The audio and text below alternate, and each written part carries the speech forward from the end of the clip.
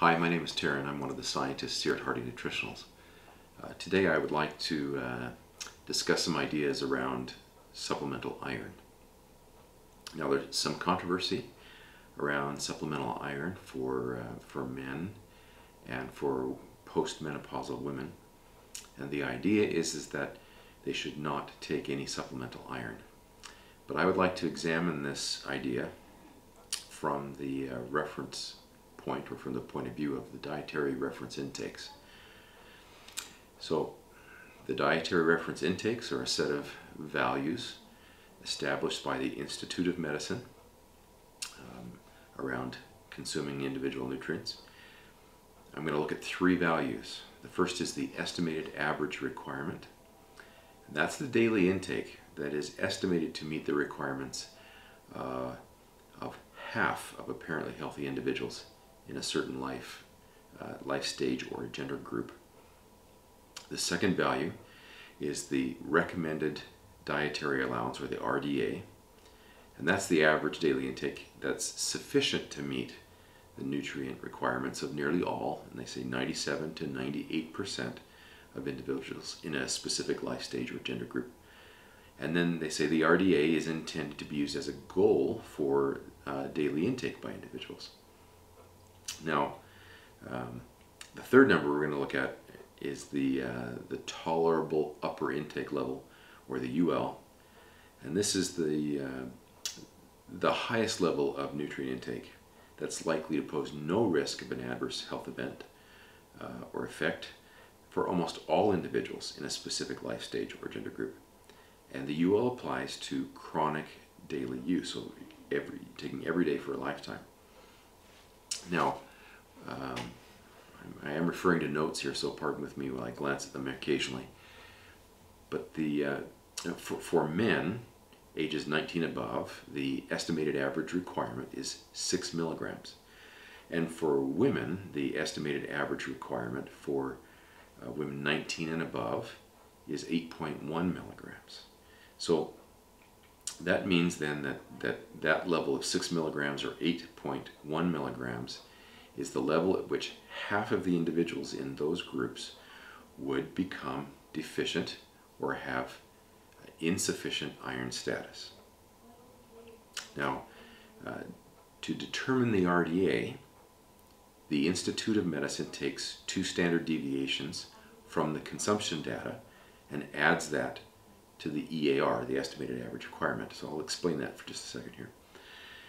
Thankfully, this is not a statistics class, but the standard deviation is a calculation of how much each individual data point or each individual measurement varies from the average, right, or the mean, and then that becomes a plus or a minus value that can be added to the average to give you an estimate of where the data range is.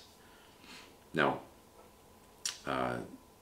so the Institute of Medicine then assumes that intake for these nutrients follows a normal distribution curve, and therefore about 95% of the population falls within an added 2 standard deviations from the average. And then that's their rationale for establishing the RDA.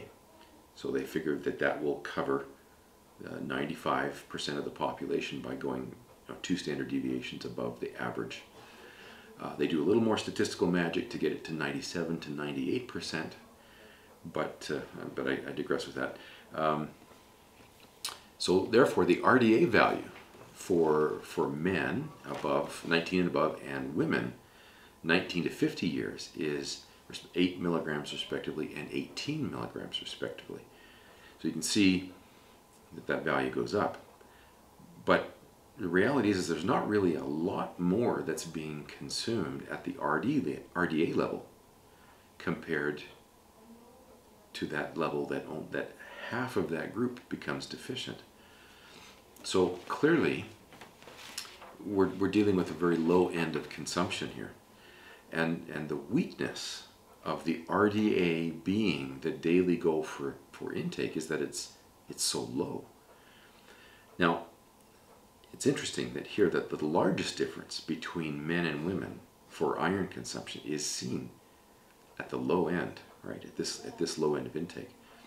At the high end of consumption, the upper level for iron for men 19 and above and women 19 and above is 45 milligrams a day. It's the same.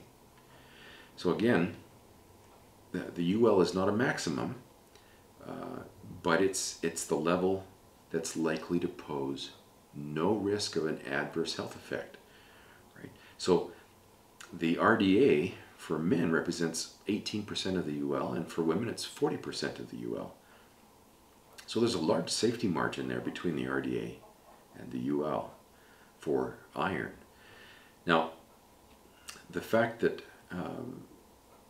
45 milligrams a day can be consumed chronically and it won't produce an adverse effect suggests that perhaps our fears over the few milligrams of supplemental iron are potentially unfounded, right? So now if we assume that that the UL is a maximum, and so the position of zero risk between the RDA value and the UL value will be in the middle. And remembering that the RDA is 97 to 98% adequacy, or 2 to 3% risk of inadequacy, right? And the UL is 0, but we're going to assume it's a maximum. That would mean that the daily goal for consumption for men is 26.5 milligrams, and for women it's 31.5 milligrams. So it's considerably higher than the RDA value.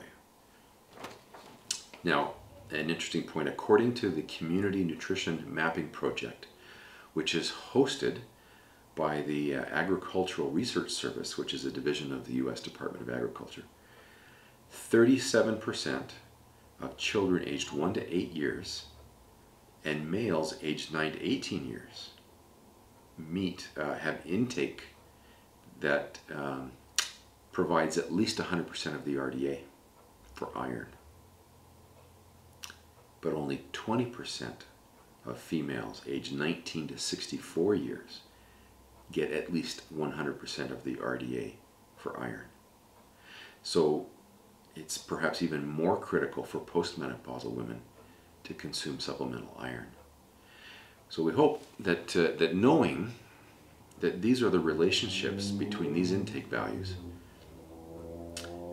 that should help you understand that there's a great deal of safety for consuming supplemental iron, especially in adult males and in postmenopausal women.